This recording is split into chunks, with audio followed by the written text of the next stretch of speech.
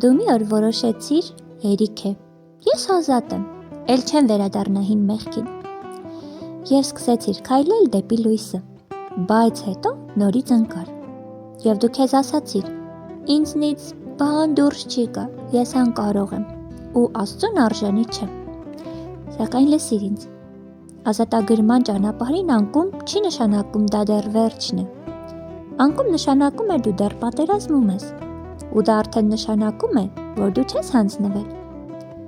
Տերը քո անկումը չի համարում պարտություն, նա նայում է, թե ընկնելուց հետո ում ես կանչում, դու գուցե նորից ընկար, բայց եթե սիրտդ կրկին Տիրոջն է ձգտում, նա քեզ վեր կբարձրացնի, կրկին ու կրկին, գիտես, ազատությունը միշտ չէ, որ միանգամից է լինում, որովհետև Աստված քեզ ուզում է ոչ թե պարզապես մաքուր տեսնել, այլ ամուր տեսնել, ու եթե դու անցար մի փորձության միջով, ու նույնիսկ եթե չդիմացար, նա ասում է, ես քեզ կսովորեցնեմ պայքարել, ես քեզ կբարձրացնեմ, որովհետև իմ ողորմությունը մեծ է քո անկումից,